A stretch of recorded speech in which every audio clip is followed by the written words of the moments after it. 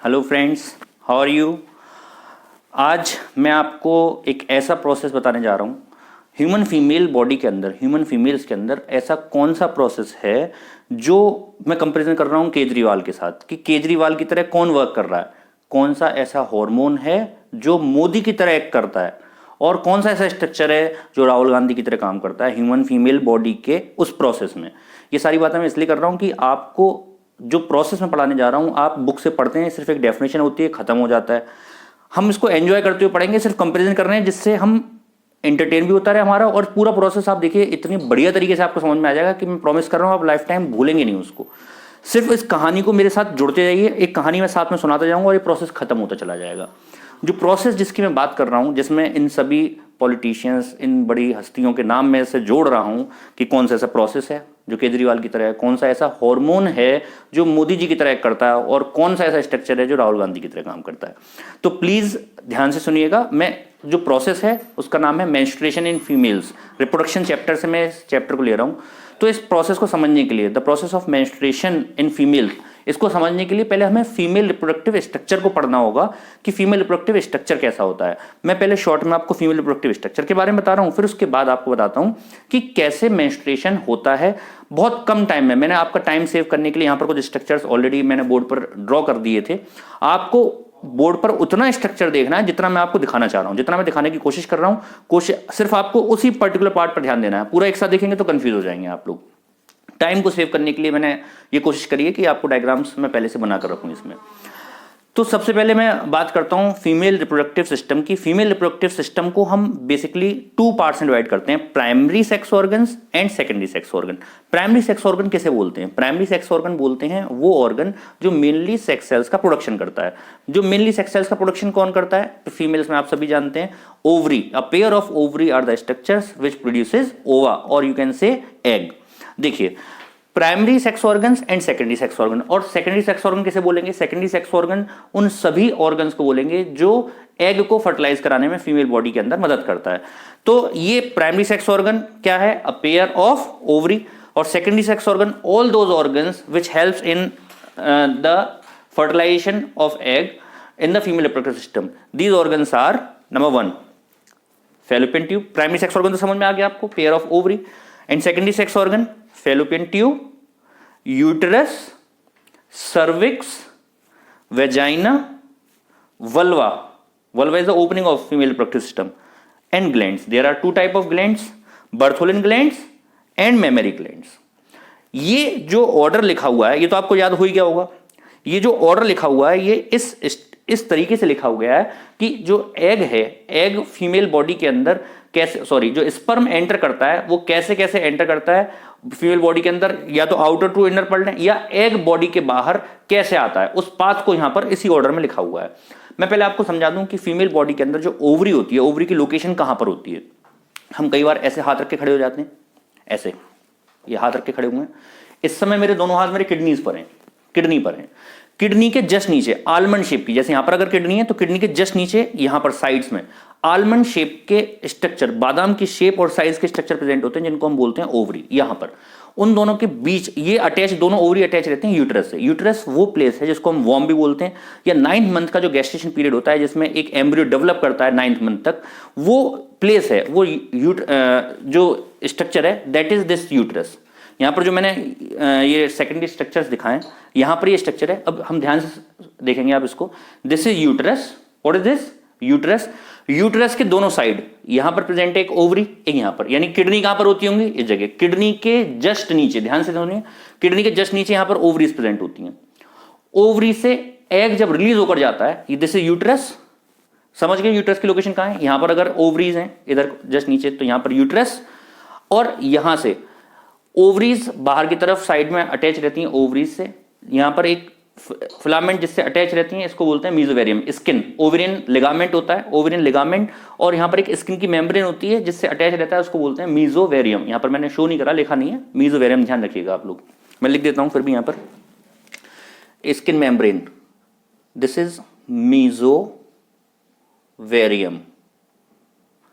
And the ligament by which it is attached, it is said to be ovarian ligament. This is ovarian ligament. अब यहां पर ये जो मीजोवेरियम है, egg से ओवरी से एग रिलीज होगा, ओवरी से एग रिलीज होगा, और जब ओवरी से एग रिलीज होकर फेलोपियन ट्यूब, ये नंबर फर्स्ट पार्ट है फेलोपियन ट्यूब। फेलोपियन ट्यूब कौन सी ट्यूब है भाई? स्पर्म तो बॉडी के बाहर से आ रहा है, यहां पर एम्ब्रियो डेवलप करेगा। स्पर्म और एग जब फ्यूज करते हैं, स्पर्म और एग जब फ्यूज करते हैं तो उसको बोलते हैं फर्टिलाइजेशन। फर्टिलाइजेशन जब होगा तो यहां पर कहां पर आकर फ्यूज करेंगे, और फर्टिलाइजेशन होने के बाद जो डेवलपिंग एम्ब्रियो है वो यहां पर यूट्रस में डेवलप करता है।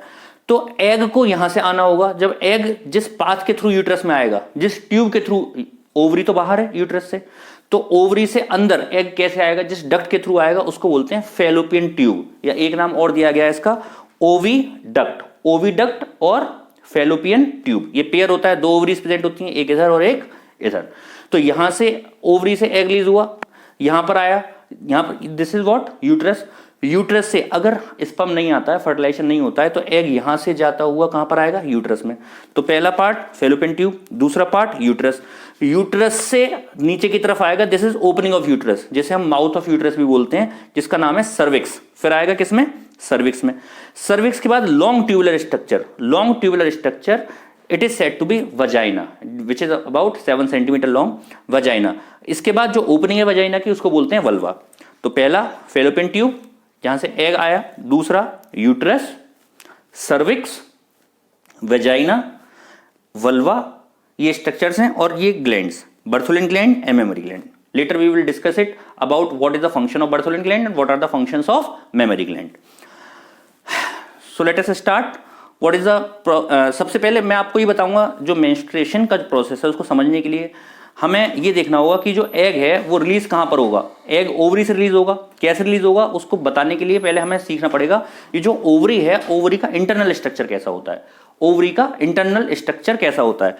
तो मैं ये इसको मैं रब कर सकता हूं, ये जो आपने लिखा है फीमेल रिप्रोडक्टिव स्ट्रक्चर जो है मैं इसको एक बार रिपीट कर देता हूं। Female reproductive system divided into two parts, primary sex organ, secondary sex organ. Primary sex organ pair of ovary, secondary sex organ fallopian tube, uterus, cervix, vagina, vulva and glands. Glands are of two type, Bartholin gland and mammary gland.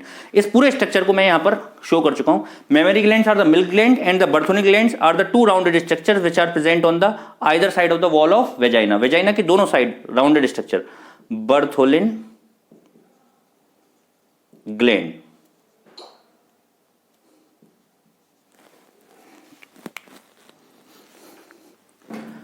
इसको मैं रब कर रहा हूं यहां से।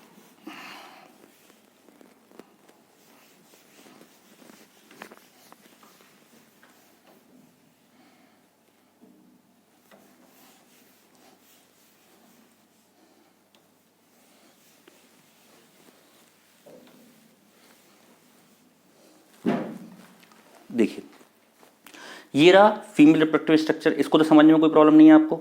अब यहां से मैं आपको ये जो ओवरी है, ओवरी के अंदर कौन सा, पहले ओवरी का इंटरनल स्ट्रक्चर मैं बता रहा हूं कि एग रिलीज, अभी मैंने बताया कि यहां से एग रिलीज होता है, कैसे होता है ये समझाया नहीं आपको, ये समझ में अब आपको समझना है कि how egg release from the ovary.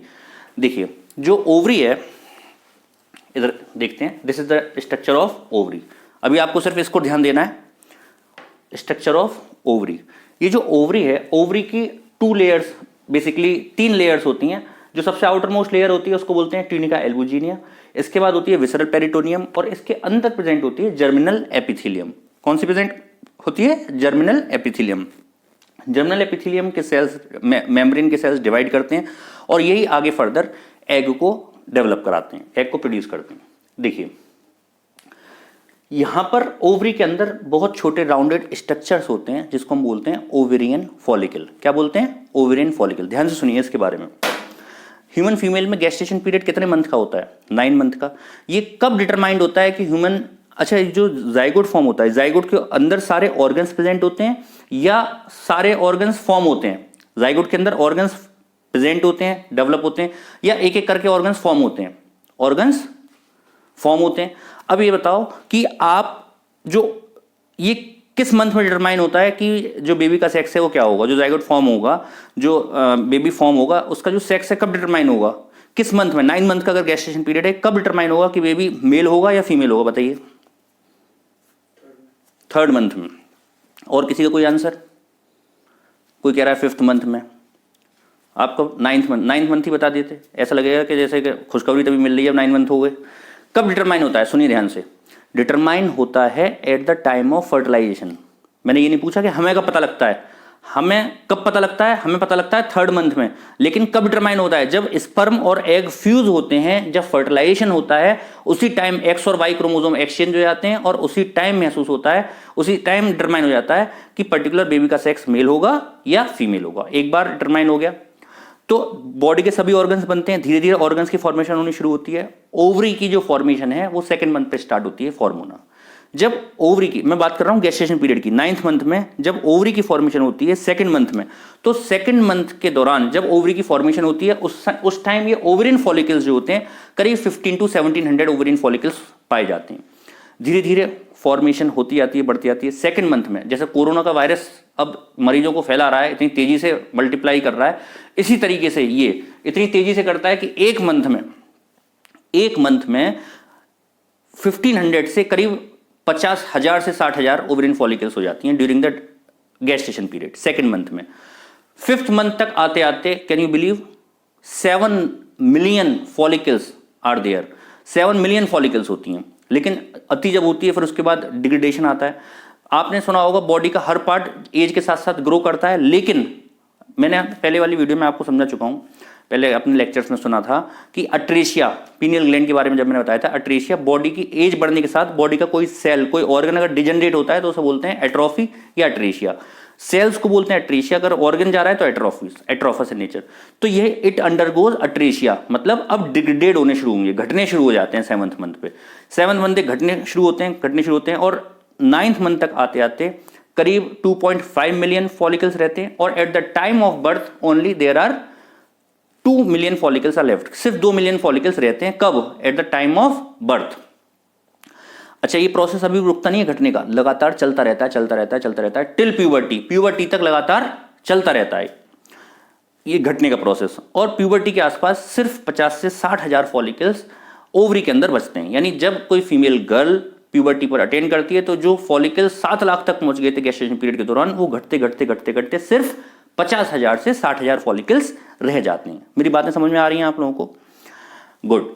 अब अगर उस फॉलिकल को, ये जो 50 to 60,000 फॉलिकल बचे हैं, ये आगे भी कंटिन्यूस रहेंगे या इतने पर रुक गए? और क्यों रुक गए सुनिए।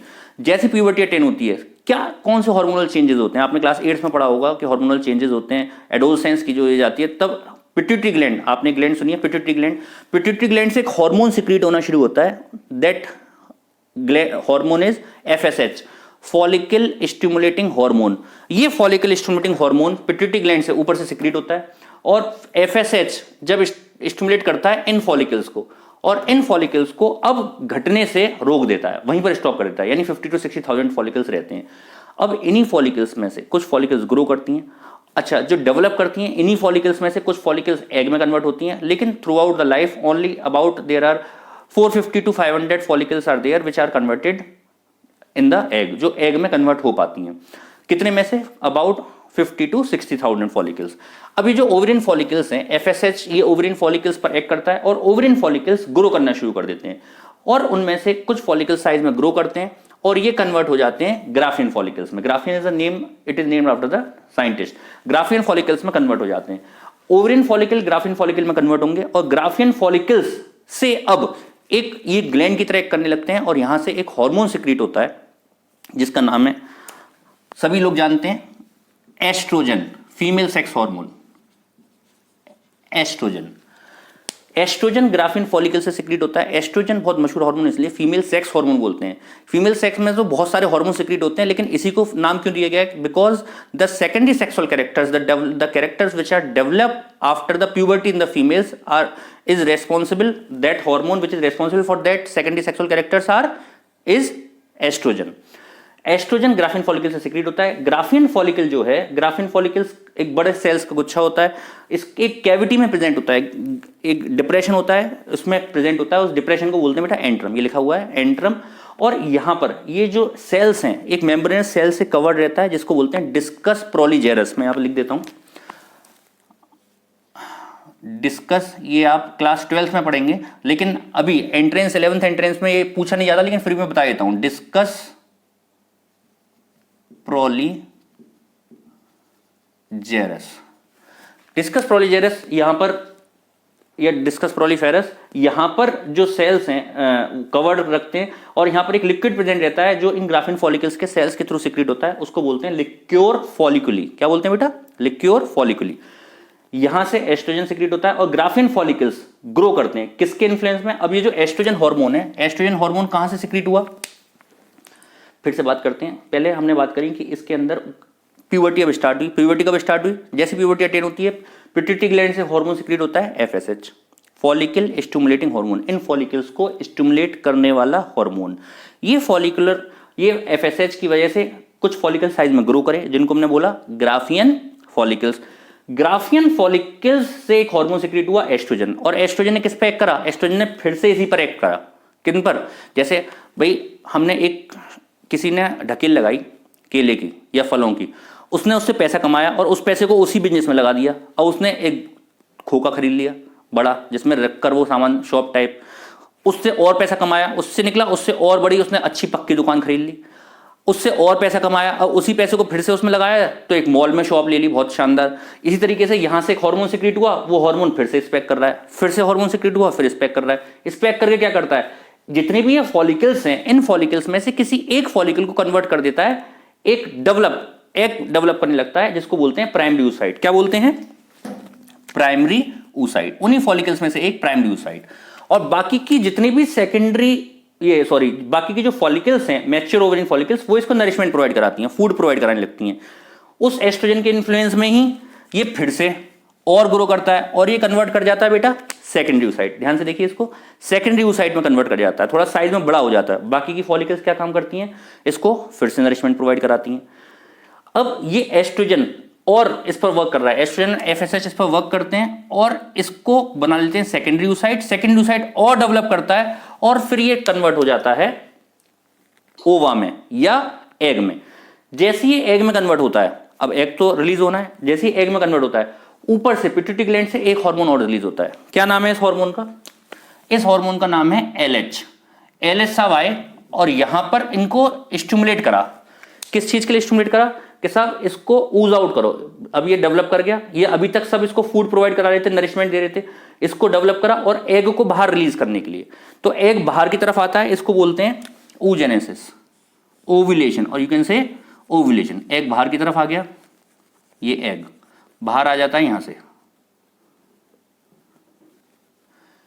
एग यहां से बाहर आ गया और रप्चर हो जाती है। ये रप्चर्ड फॉलिकल्स हैं, ये वहां से बाहर आया, ब्लड वेसल्स यहां पर प्रेजेंट है, एग बाहर आया। इस प्रोसेस को बोलते हैं ओव्यूलेशन। क्या बोलते हैं बेटा? ओव्यूलेशन। ओव्यूलेशन होने के बाद बाकी की जो फॉलिकल्स हैं, ये क्या काम करेंगे? ये एक येलो कलर का स्ट्रक्चर फॉर्म करते हैं, जिसको हम बोलते हैं कॉर्पस ल्यूटियम। क्या बोलते हैं बेटा? Corpus luteum. कॉर्पस ल्यूटियम भी एक ग्लैंड की तरह एक्ट करता है और ये ग्लैंड से एक हार्मोन रिलीज होता है जिसका नाम है प्रोजेस्टेरॉन। क्या नाम है बेटा? प्रोजेस्टेरॉन। ध्यान से सुनिए बेटा, तभी समझ में आएगा आपको, तभी इंटरेस्ट आएगा। प्रोजेस्टेरॉन, जो प्रोजेस्टेरॉन है, प्रोजेस्टेरॉन को हम बोलते हैं प्रेगनेंसी मेंटेनेंस हार्मोन। क्या बोलते हैं? आप सबने सुना होगा प्रेगनेंसी मेंटेनेंस हार्मोन। ये क्या काम करता है? प्रेगनेंसी को मेंटेन करने में मदद करता है। कैसे मदद करता है ये बताता हूं आपको, ध्यान से सुनिएगा। प्रोजेस्टेरॉन, प्रेगनेंसी अगर होगी, ध्यान सुनिए, अगर प्रेगनेंसी मेंटेन होगी तब तो कॉर्पस ल्यूटियम डेवलप करेगा। अगर प्रेगनेंसी नहीं होगी तो कॉर्पस ल्यूटियम ब्रेक हो जाएगा और फिर से एक व्हाइट कलर की खाली बॉडी में कन्वर्ट हो जाएगा, जिसको हम बोलते हैं कॉर्पस एल्बिकेन। कॉर्पस एल्बिकेन फिर से उन ग्राफिन फॉलिकल्स में कन्वर्ट हो जाता है, ओवरिन फॉलिकल्स में कन्वर्ट हो जाता है और ये साइकिल इस तरीके से चलती रहती है। इसी साइकिल को हम बोलते हैं मेंस्ट्रुअल साइकिल, जो कंप्लीट होती है पूरी 28 डेज में। कितनी डेज में कंप्लीट होती है? 28 डेज में मेंस्ट्रुअल साइकिल। लेकिन इस मेंस्ट्रुअल साइकिल के दौरान, ये जो साइकिल 28 डेज की ओवरी के अंदर कंप्लीट होती है during the release of this egg, यहां पर इसके दौरान यहां पर इस यूट्रस के अंदर, फीमेल बॉडी के अंदर, रिप्रोडक्टिव सिस्टम के अंदर क्या चेंजेस आते हैं, अब ये भी हमको देखना है। इसके लिए मैं बताऊंगा कि जो मेंस्ट्रुअल साइकिल है इसको हम 3 फेज में डिवाइड करते हैं, बेसिकली 3 फेजेस में। उससे पहले मैं इसको एक बार और आपको रिपीट करा देता हूं, मैं बता देता हूं कौन केजरीवाल की तरह यहां पर काम कर रहा है। देखिए जरा ध्यान से, यहां पर ये ओवरिन फॉलिकल्स साइज में बड़े हुए एफएसएच के इन्फ्लुएंस में, ग्राफिन फॉलिकल्स में कन्वर्ट हुए। ग्राफिन फॉलिकल्स में से कोई एक प्राइमरी oocyte बना, प्राइमरी oocyte में से सेकेंडरी oocyte बाकी के जो फॉलिकल्स हैं नरिशमेंट प्रोवाइड करा रहे हैं, सेकेंडरी oocyte एग में कन्वर्ट हुआ और बाकी के जो फॉलिकल्स हैं ये जो अब तक नरिशमेंट प्रोवाइड करा रहे थे ऊपर से सिक्रीट हुआ LH ल्यूटिनाइजिंग हार्मोन। ल्यूटिनाइजिंग मैं यहां पर लिख देता हूं,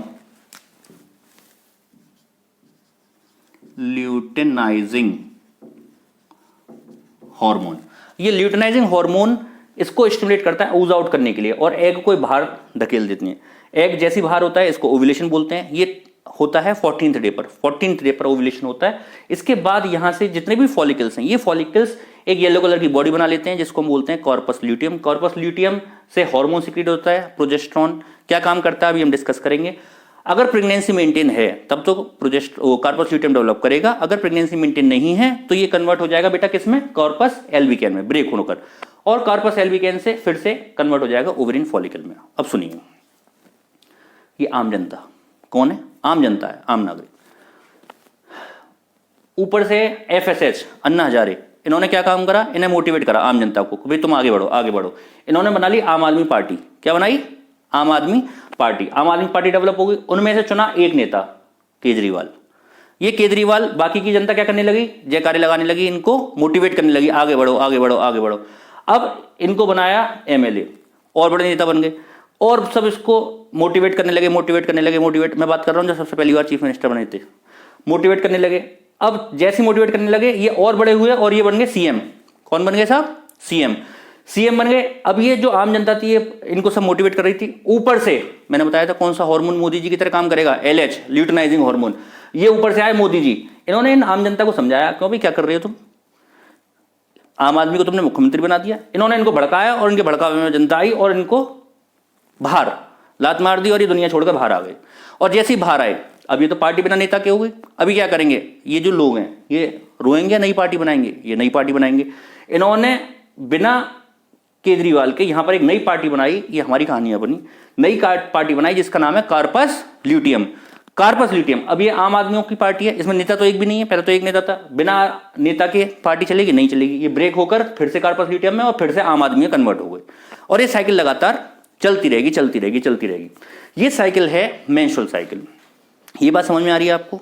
अब सुनिएगा, यहां पर इस साइकिल के दौरान क्या चेंजेस यूट्रस के अंदर हो रहे हैं और क्या फिनोमेना, कौन से फिनोमेना होते हैं, ध्यान से सुनिए, बड़ा इंटरेस्टिंग है। इसको मेंस्ट्रुअल साइकिल को जो 28 डेज की साइकिल है इसको मैं थ्री फेजेज में डिवाइड करता हूं। नंबर 1 पहला है प्रोलिफेरेटिव फेज।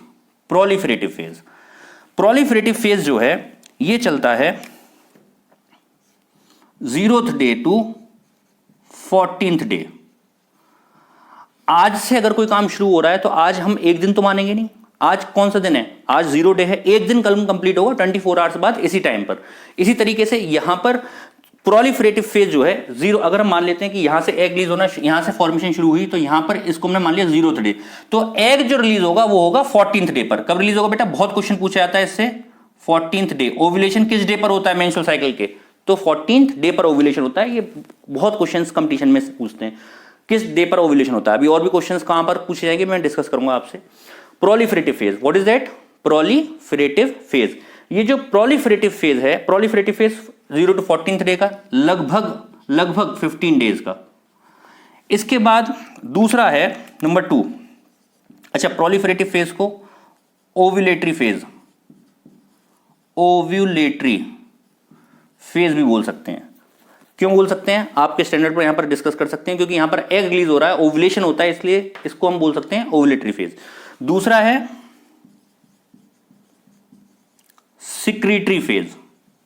सिक्रीटरी फेज कौन सा है, जिसमें सिक्रीशन होता है, इसका एक नाम और है luteal phase.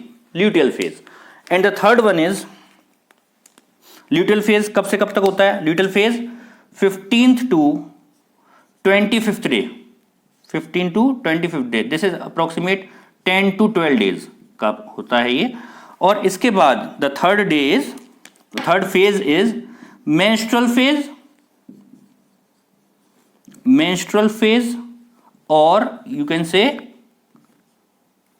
Bleeding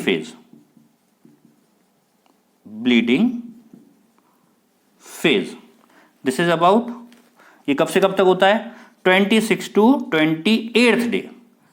it may varies from person to person about 3 to 5 days। 3 to 5 days, ये 3 फेजेस होते हैं।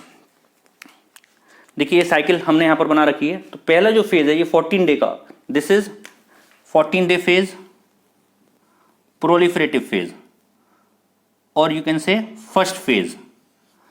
This is second phase, luteal phase, and this is third phase. Which phase? Bleeding phase और menstrual phase. ये complete, ये phases यहां पर हम show कर रहे हैं। अब देखिए ध्यान से, पहले फेज में क्या होता है, क्या क्या चेंजेस होते हैं। शुरुआत से हम एक बार बात करेंगे कि ये प्रोसेस कैसे होगा। सबसे पहले पिट्यूटरी ग्लैंड, फीमेल, कोई भी फीमेल नॉर्मल एक किड डेवलप कर रहा है 9 to 10 ईयर्स और 11 ईयर्स की एज पर। जैसे ही पिट्यूटरी ग्लैंड एक हार्मोन सिक्रीट करना शुरू करती है, अन्ना हजारे बताया था मैंने, LH ल्यूटिनाइजिंग हार्मोन, वो इसको स्टिमुलेट करती है ओवेरियन फॉलिकल्स को कि भाई आप घटना कम हो जाओ, रुक जाओ यहां पर। तो दैट इज ओवेरियन फॉलिकल्स को स्टिमुलेट करने वाली FSH, फॉलिकल स्टिमुलेटिंग हार्मोन। जैसे स्टार्ट होता है तभी यहां पर प्रोलिफरेटिव फेज स्टार्ट हो जाता है। अब सुनिए, प्यूबर्टी अटेन हुई। जैसे प्यूबर्टी अटेन होती है, प्यूबर्टी अटेन होने पर यहां पर ओवेरियन फॉलिकल्स कन्वर्ट होते हैं ग्राफिन फॉलिकल्स में, then primary oocyte, then secondary oocyte, ये काम होता है, और एग रिलीज होता है। ये प्रोलिफरेटिव फेज है। प्रोलिफरेशन का मतलब क्या होता है? प्रोलिफरेशन का मतलब होता है फॉर्मेशन, बनना। ओव्यूलेटरी फेज मतलब ओव्यूलेशन होना। क्या चीज फॉर्म हो रही है यहां पर, क्या चीज फॉर्म हो रही है, ध्यान से सुनिए। अच्छा ये बताइए, एग रिलीज क्यों हो रहा है? नेचर ने एग को क्यों रिलीज करा? नेचर ने एग को रिलीज करा फर्टिलाइज होने के लिए, जिससे कि उससे नए इंडिविजुअल की फॉर्मेशन हो सके। तो यहां पर अब आप एक बताइए, अगर हमारे जो फॉर्मेशन होनी है वो कहां पर होनी है? यूट्रस के अंदर। तो यहां पर कोई तैयारी नहीं होंगी। हमारे घर में कोई नया मेंबर ऐड हो, जैसे अगर मान लीजिए कोई शादी होकर कोई नई दुल्हन आए या कोई एक नया बेबी हो, तो घर में फंक्शन होते हैं, तैयारी होती हैं। इसी तरीके से यहां पर कोई तैयारी नहीं होंगी। अगर यहां पर कोई चीज डेवलप हो रही है, फॉर्मेशन आने वाली है, तो यहां पर भी तो तैयारियां होंगी। देखिए, अच्छा कोई नया बेबी अगर अभी पैदा हुआ हो और उसको हम चेयर पर आपकी तरह बिठा सकते हैं? नहीं बिठा सकते। आप चेयर में तो छोड़िए, आप गोदी में भी लेंगे तो उसके साथ काफी सारे गद्दियां और कशन लाइक स्ट्रक्चर लेते हैं। क्यों लेते हैं? जिससे कि उसे चोट ना लगे। तो अगर नए बेबी को हम इतने, जो डेलिकेट होता है उसको इतने केयर के साथ उठाते हैं, तो यहां पर तो 9th मंथ तक फॉर्मेशन होनी है उस बेबी की, तो उसके प्रोटेक्शन की जरूरत नहीं है प्रोटेक्शन की जरूरत। तो यहां पर गद्दियां और चादर कैसे बिछाई जाएंगी? या मींस यहां पर क्या तैयारियां होती हैं, ध्यान सुनिए। यहां पर जो यूट्रस की वॉल है, देखिए जो यूट्रस की मेम्ब्रेन है, ये यूट्रस की जो वॉल है उसको बोलते हैं यूट्राइन। एक्चुअली 3 लेयर्स होती हैं, 3 लेयर्स होती हैं यूट्रस में। जो सबसे बाहर वाली होती है उसको बोलते हैं पेरीमेट्रियम, जो बीच वाली होती है लेयर उसको बोलते हैं मायोमेट्रियम, और जो सबसे अंदर वाली होती है इसको बोलते हैं एंडोमेट्रियम, यूट्राइन एंडोमेट्रियम। तो यूट्राइन एंडोमेट्रियम जो है, यहां पर एस्ट्रोजन के इन्फ्लुएंस में, यहां पर जो हार्मोन सिक्रीट होता है एस्ट्रोजन, मैंने बताया था आपको ग्राफिन फॉलिकल से एस्ट्रोजन नाम का hormone, female sex hormone secrete होता है। उन 14 डेज में ये एस्ट्रोजन यूट्रस में क्या इफेक्ट डालता है, देखिए ध्यान से। यहां पर यूट्रस में एक और स्किन की मेम्ब्रेन डेवलप कर देता है। इस यूट्रस में एस्ट्रोजन हार्मोन की मदद से क्या होता है, यहां पर नई मेम्ब्रेन डेवलप शुरू हो जाती हैं। क्यों डेवलप शुरू हो जाती हैं? हाँ जी आप बताइए, क्यों डेवलप शुरू हो जाती हैं? क्योंकि उसको, बेबी को किसकी जरूरत है? प्रोटेक्शन की जरूरत है। किसकी जरूरत है बेटा? प्रोटेक्शन की, प्रोटेक्ट करने के लिए। यहां पर कई सारी मेम्ब्रेन्स डेवलप, बहुत थिक हो जाती है यूट्राइन एंडोमेट्रियम। ठीक है बेटा, यहां तो कोई प्रॉब्लम? क्या चीज प्रोलिफरेशन मैंने बताया, मतलब फॉर्म होना। क्या चीज फॉर्म होगी यहां पर? फॉर्मेशन होगी यहां पर प्राइमरी oocyte की, सेकेंडरी oocyte की, एग की फॉर्मेशन हो रही है, और साथ साथ फॉर्म हो रही है उसके घर की, जहां पर उसको डेवलप होना है as a zygote, as a embryo, as a foetus develop होना है। यहां पर उस पर नई मेम्ब्रेन्स की फॉर्मेशन हो रही है। तो ये तो था प्रोलिफरेटिव फेज। 14 डेज तक, 0 से 14 डेज तक क्या हुआ, मेरे ख्याल से मैं आपको समझ में आया आपको यूट्रस में क्या काम हो रहा है। नई मेम्ब्रेन्स प्रॉपर डेवलप हुई यहां पर। अब बात करते हैं सिक्रीटरी फेज की या ल्यूटियल फेज की। सिक्रीटरी फेज में क्या चीज सिक्रीट होती है, किस चीज का सिक्रीशन होता है? Why it is said to be secretory phase. Secretory phase या ल्यूटियल फेज इसलिए बोलते हैं, ल्यूटियल फेज तो नाम से आपको पता लग रहा होगा कि यहां पर LH मोदी जी आए, उनका रोल है यहाँ पर, क्या काम कर रहे हैं यहाँ पर। LH क्या काम करता है, इसको स्टिमुलेट करता है। LH सिक्रीट हो रहा है, सिक्रीटरी फेज में क्या चीज सिक्रीट हो रही है, LH। साथ साथ देखिए अब हम दो कंडीशन मानते हैं, या तो स्पर्म आएगा बॉडी में या नहीं आएगा, मींस या तो एग फर्टिलाइज होगा या नहीं होगा, मींस या तो फीमेल प्रेग्नेंट होगी या नहीं होगी। नेचुरल कंडीशन क्या है बताइए। ऑब्वियसली एग क्यों प्रोड्यूस हुआ, एग प्रोड्यूस हुआ फर्टिलाइज होने के लिए। तो नेचुरल कंडीशन हम पहले मान लेते हैं कि फर्टिलाइजेशन हुआ, उस कंडीशन में क्या सिचुएशन होगी, और दूसरा फर्टिलाइजेशन नहीं हुआ, उस कंडीशन में क्या कंडीशन होगी, क्या सिचुएशन होगी। देखिए सबसे पहले हम बात करते हैं, नेचुरल कंडीशन मान लेते हैं कि एग फर्टिलाइज हुआ। जब एग फर्टिलाइज होगा, एग फर्टिलाइज होने के बाद अभी हम डिस्कस करेंगे कि एग फर्टिलाइज कहां पर होगा। एग फर्टिलाइज फेलोपियन ट्यूब में होता है। जब फेलोपियन ट्यूब में फर्टिलाइजेशन होगा, देखिए ये पूछा जाता है कि स्पर्म बॉडी के बाहर से आया, स्पर्म बॉडी के बाहर से आया और एग यहां से रिलीज होकर जा रहा है, तो दोनों कहां पर मिलते हैं, फेलोपियन ट्यूब में। कहां पर मिलते हैं, फेलोपियन ट्यूब में। यहां से तो 300 मिलियन बहुत सारे स्पर्म्स आते हैं, और दो रास्ते हैं, दो ओवरी हैं, इधर भी जा सकते हैं और इधर भी जा सकते हैं। इसे किधर मालूम, अच्छा एक बार में तो एक ही एग रिलीज हो रहा है, या तो ये ओवरी एग रिलीज करेगी या ये ओवरी एग रिलीज करेगी, हम इसको डिस्कस करेंगे। अब स्पर्म्स को बेचारों को कहां मालूम पड़ेगी कहां है मेरा एग, कहां पर जाकर मेरे को फ्यूज करना है, इधर जाना है या इधर जाना है, वो बड़े कंफ्यूज रहते हैं। लेकिन उनके लिए परफ्यूम, हमारा नेचर परफ्यूम सिक्रीट करता है। जैसे शादी हो रही है, एक लॉज में फूलों की खुशबू आ रही है और एक लॉज खाली पड़ी है, तो आप शादी में किस लॉज में जाओगे, जहां पर तैयारियां होंगी। ऐसे ही यहां से, ये मैं बहुत इंटरेस्टिंग तरीके से आपको बताऊंगा। अगला टॉपिक है फर्टिलाइजेशन का, तब हम इसको डिस्कस करेंगे। फिलहाल यहां पर बस इतनी बात, वहां पर हम पढ़ेंगे कि कैसे इतने सारे मिलियन ऑफ स्पर्म्स जाते हैं और एग अपनी जगह पर बैठा रहता है, और कैसे उसको घेर लेते हैं चारों तरफ से जाकर, और कैसे उसको पेनिट्रेट करते हैं। बहुत इंटरेस्टिंग टॉपिक है, लेकिन हम नेक्स्ट वीडियो में इसको पढ़ेंगे। यहां पर आप ध्यान से सुनिए जरा। ये स्पर्म आया और फिलहाल यहां पर फर्टिलाइज हुआ। फर्टिलाइजेशन होने के बाद जब जाइगोट नीचे आता है तो यहां पर इंप्लांट हुआ, इंप्लांट हुआ जाइगोट, ये सब जाइगोट इंप्लांट हो गया। यहां पर क्या हो गया, जाइगोट इंप्लांट हो गया, इंप्लांटेशन हो गया। अब यहां पर जैसे इंप्लांट हुआ, इंप्लांटेशन के बाद इसको प्रोटेक्शन की जरूरत पड़ेगी। मेम्ब्रेन्स डेवलप हो चुकी हैं, पहले मेम्ब्रेन्स डेवलप हो चुकी हैं, मैंने आपको बताया था। अच्छा, जब मेम्ब्रेन डेवलप हुई तो मेम्ब्रेन डेवलप होने में नई मेम्ब्रेन डेवलप हुई, बॉडी कोई नया फूड तो खानी थी भाई। बॉडी कोई भी अगर नया ऑर्गन डेवलप हुआ है तो बॉडी कोई नया फूड खा रही है, नहीं खा रही, कोई भी फूड नहीं खा रही। अब जब बॉडी नया फूड नहीं मिल रहा तो इसको अपना फूड शेयर करना पड़ेगा। जैसे फॉर एग्जांपल ऐसे समझिए, फिर से बताता हूं मैं एक बार। आपके बैच में पूरी क्लास को मैंने पार्टी दी भाई, आपके बैच में है मान लीजिए 50 स्टूडेंट्स, मैंने सबको पार्टी दी, मैंने सबके लिए मंगाया, मैंने सबको समोसे मंगाए मान लीजिए। जब मान ही रहे हैं तो मैंने पिज़्ज़ा मंगाया, क्या मंगाया, पिज़्ज़ा मंगाया, सबको पिज़्ज़ा मंगाया, डोमिनोज का पिज़्ज़ा आया सबको साहब। और मान लो बर्गर भी मंगाया, बर्गर भी मंगा दिया, ठीक है। जब मान रहे हो तो बढ़िया बढ़िया मांगो, और जो मन में कर रहा है वो मान लो, सबको खिलवाया मैंने, ठीक है, पूरी क्लास को। अचानक से दूसरी क्लास के बच्चे आ गए, 50 बच्चे और आ गए। अब मेरे पास पैसे खत्म हो गए, अब बहुत टाइम लगेगा फिर से दोबारा मंगाने में, मैनेज करने में। मैंने आपकी तरफ देखा, आपने मेरी तरफ देखा कि भाई हम क्या करें, अब मंगाओ। लेकिन आप अपने आप उन बच्चों को अपने पास से शेयर नहीं करेंगे। मैंने क्या कहा, मैंने आपसे कहा बेटा प्लीज आपके कोचिंग के बच्चे हैं, प्लीज आप इनको, आपके इंस्टीट्यूट के बच्चे हैं, आप इनको शेयर, ठीक है। मैंने कहा कि भाई आप ही के इंस्टीट्यूट के बच्चे हैं तो आप अपने में से शेयर कर लो। तो आपका मन हो या ना हो कि भाई चलो सर कह रहे हैं, तो इस बेसिस पे आपने अपने में से अपना पिज़्ज़ा, हाफ पिज़्ज़ा या बर्गर उनको दे दिया, शेयर कर दिया। किसके कहने की वजह से, मेरे कहने की वजह से। ऐसे ही यहां पर जो यूट्राइन एंडोमेट्रियम पहले से है, अब उसको फूड तो नया मिल नहीं रहा, नई मेम्ब्रेन डेवलप हो गई, तो ये अपने आप ये फूड सिक्रीट नहीं करेगी इन मेम्ब्रेन्स को। फिर कैसे सिक्रीट करेगी, अब ये सिक्रीट करेगी, ये जो कार्पस ल्यूटियम है, मैंने बताया था कार्पस ल्यूटियम एक हार्मोन सिक्रीट करता है जिसको हम बोलते हैं प्रेगनेंसी मेंटेनेंस हार्मोन। प्लीज ध्यान से सुनिए, यहां से एक हार्मोन सिक्रीट होगा प्रोजेस्टेरॉन। कौन सा सिक्रीट होगा, दिस हार्मोन प्रोजेस्टेरॉन। और ये प्रोजेस्टेरॉन हार्मोन आएगा और इसकी वॉल को यूट्रस की वॉल को स्टिमुलेट करेगा।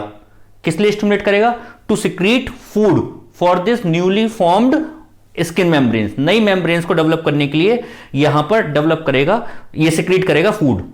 तो क्या चीज का सिक्रीशन हो रहा है, फूड का। किसका सिक्रीशन हो रहा है, फूड का। और किसका सिक्रीशन हो रहा है, प्रोजेस्टेरॉन का। तो प्रोजेस्टेरॉन कैसे मेंटेन कर रहा है, अगर प्रोजेस्टेरॉन नहीं होता तो क्या यूट्रस की वॉल को यहां पर फूड मिल पाता, नहीं मिल पाता। समझ में आ रही है ना बात। तो प्रोजेस्टेरोन का रोल क्या है, जो रोल मेरा था, क्या रोल था कि मैंने अपने स्टूडेंट से कहा भाई बाकी बच्चों को भी शेयर कराओ, तो इसने क्या कहा, आगे की मेम्ब्रेन के लिए फूड स्टिमुलेट करा। फूड किसने दिया, फूड तो उसी यूट्राइन मेम्ब्रेन ने दिया, लेकिन किसके कहने पर दिया, प्रोजेस्टेरोन के कहने पर। प्रोजेस्टेरोन, अच्छा दूसरी बात, ये कैसे मालूम पड़ेगा, यहां पर कार्पस ल्यूटियम को कैसे मालूम पड़ेगा कि प्रेगनेंसी हो गई। मेरी बात समझ रहे हैं भाई, ओवरी तो बाहर है यूट्रस के और प्रेगनेंसी हो रही है यूट्रस के अंदर, तो ये ओवरी को कैसे मालूम पड़ेगा। मैंने आपसे कहा था कि कार्पस ल्यूटियम तभी डेवलप करता है जब प्रेगनेंसी हो रही होती है, अगर प्रेगनेंसी नहीं होगी तो डेवलप नहीं करेगा।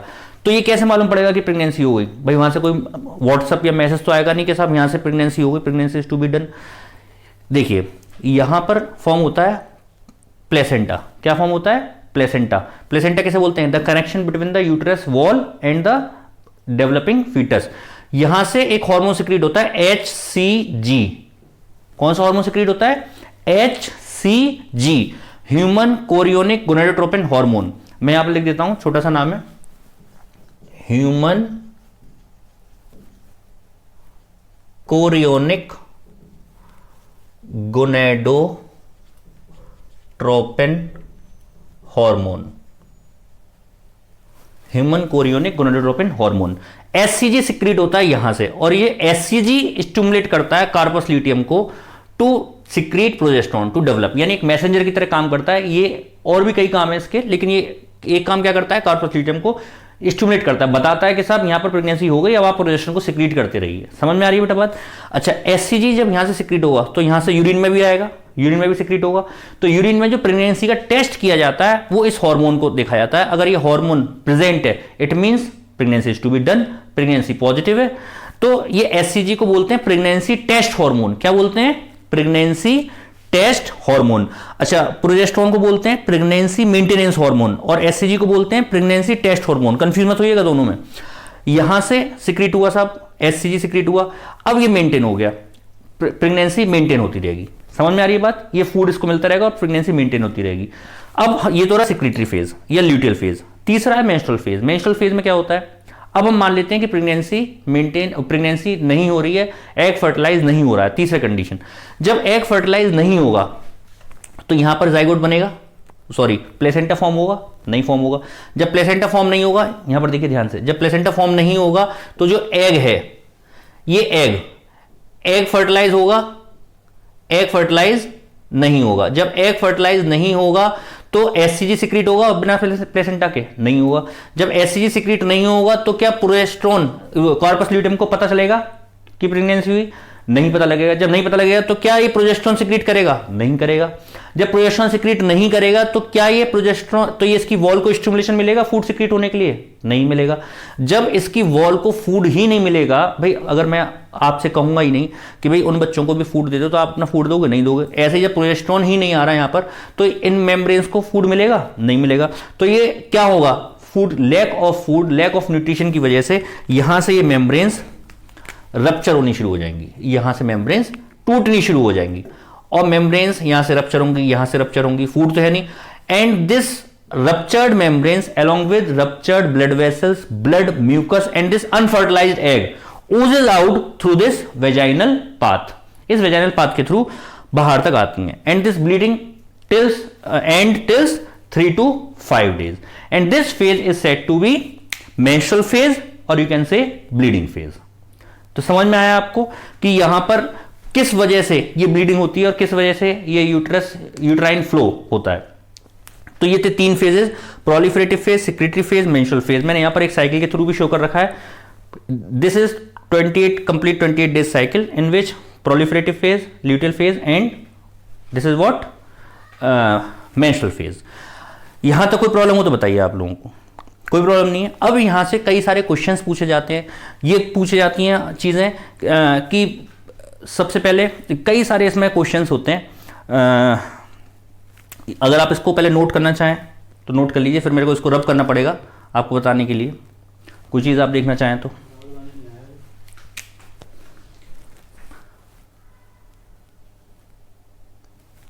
हो गया। I will give you time for a minute.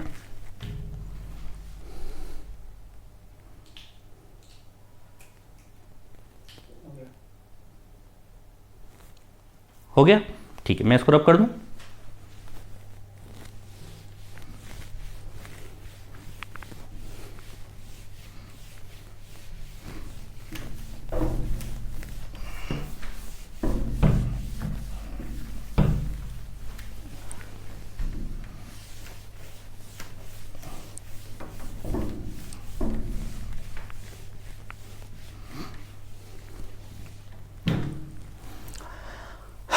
Menstruation का स्टार्ट होना, स्टार्ट तो बाइक होती है, ट्रेन होती है, ये स्टार्ट कैसे होगा? कि कोई मैकेनिक, कोई मशीन तो है नहीं, ये तो प्रोसेस है।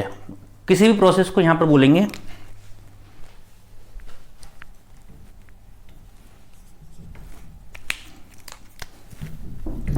Commencement, commencement of menstruation.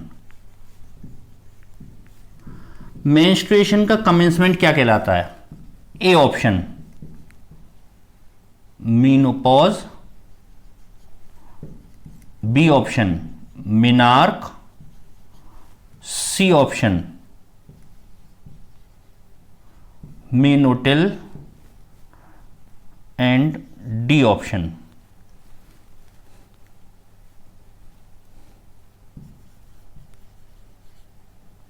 मीनोस्टार्ट।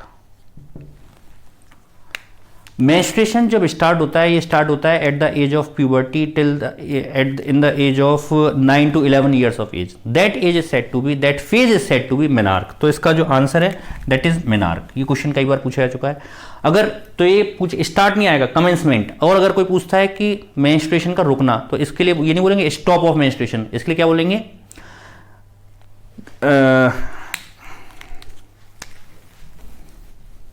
इसके लिए एक टर्म है सीजेशन। जैसे आपने सुना होगा इंजन सीज हो गया, सीज मतलब रुकना, रोकना।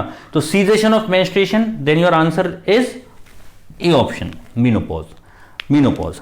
दो क्वेश्चन समझ में आए। थर्ड क्वेश्चन यहां पर पूछा जाता है,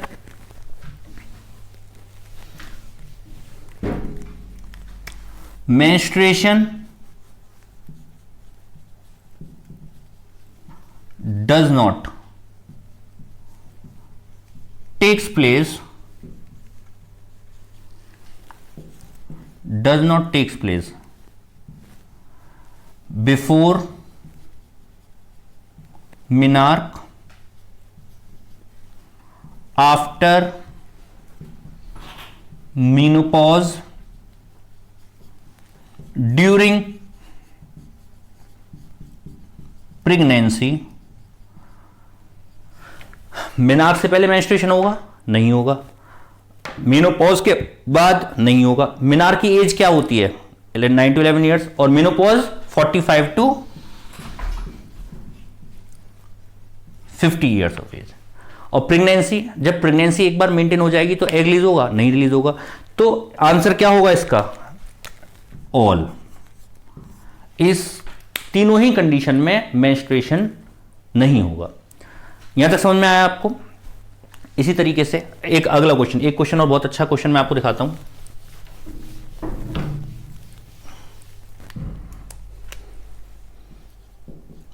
the number of eggs released from a non pregnant female from a ovary of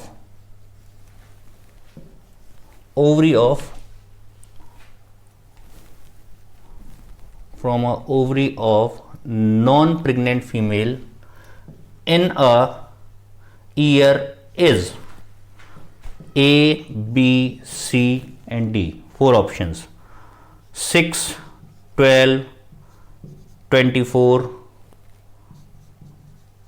none.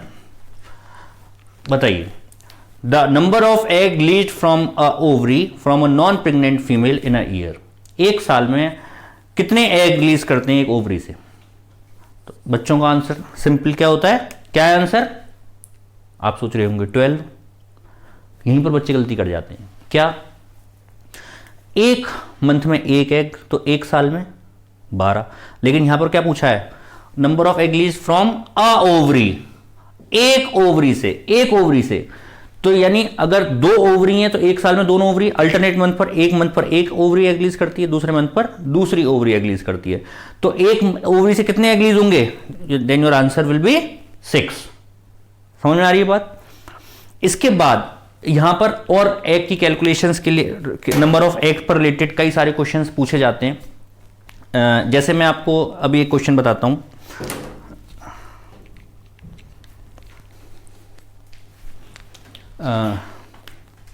लिखिए, क्वेश्चन लिखिए, इसको मैं रब कर देता हूं।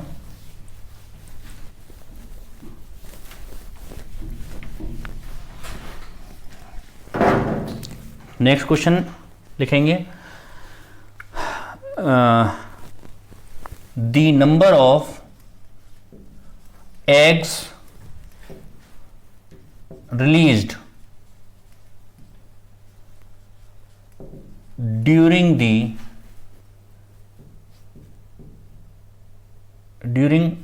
the complete life of the number of egg released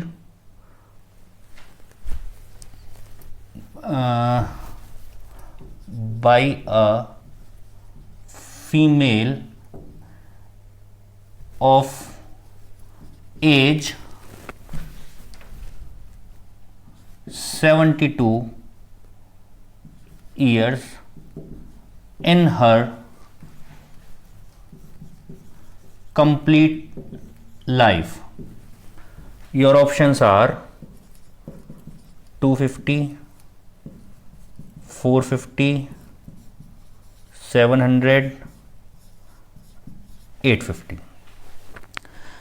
देखिए क्वेश्चन है, एक 72 ईयर्स की एज में एक फीमेल ने अपनी पूरी लाइफ में, जो कि नॉन प्रेग्नेंट, इसमें आप ऐड कर लीजिए, released by a female of age 72 years, provided no pregnancy attain, पूरी लाइफ में उन्होंने कोई भी प्रेगनेंसी अटेन नहीं करी है, तो उस कंडीशन में बताइए पूरी लाइफ में वो कितने एग रिलीज करेंगे। Your options are 250, 450, 700 and 850। करिए, कैलकुलेट करिए आप।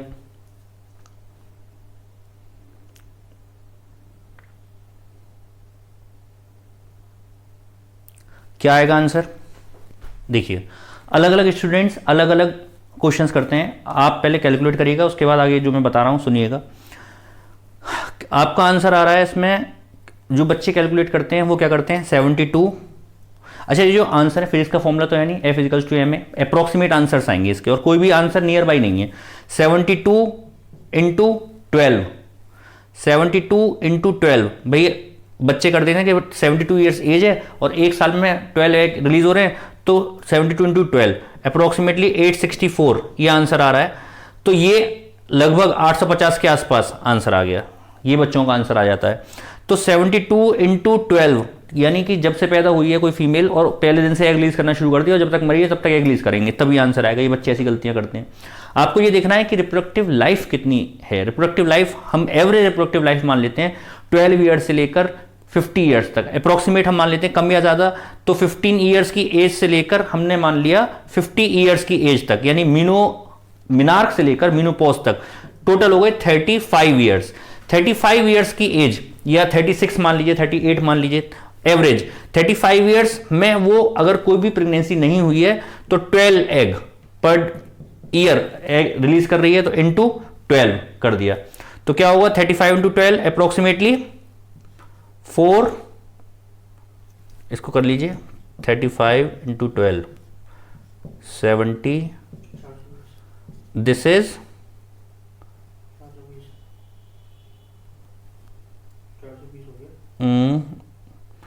35, सॉरी 35, तो ये हो गया करीब 420, लगभग 420 एग्स रिलीज करेगी थ्रू आउट लाइफ। मीन्स पूरे रिप्रोडक्टिव लाइफ जो होती है, चाहे एज किसी की 60 हो, 70 हो, 80 हो, 90 हो, लेकिन मैक्सिमम एग जो रिलीज कर सकती है वो मैंने आपको स्टार्टिंग में बताया था कि 450 से लेकर 450 to 500 egg throughout life वो एग रिलीज कर सकती है फीमेल। तो ये थी menstrual cycle, female reproductive system. इस पर और बहुत अच्छे अच्छे खूबसूरत क्वेश्चंस बन सकते हैं, क्वेश्चंस आते हैं, मैं आगे आपको डिस्कस कराऊंगा। जो शीट मैंने प्रोवाइड करा रखी है आपको, प्लीज़ उस शीट से क्वेश्चंस डिस्कस करते रहिएगा। नेक्स्ट वीडियो में मैं आपको बताऊंगा कि फर्टिलाइजेशन, जैसे मैंने आपको बताया था कि फर्टिलाइजेशन कैसे होता है, कहाँ पर क्या फर्टिलाइजेशन होगा, स्पर्म कैसे एंटर करेगा और कैसे फ्यूज करेगा एग को, बड़ा ही खूबसूरत डिस्क्राइबेशन है उसका, एक्सप्लेनेशन है। नेक्स्ट वीडियो में हम इसको देखते हैं। आज यहीं तक मैं आपको समझाता हूँ। Thank you very much.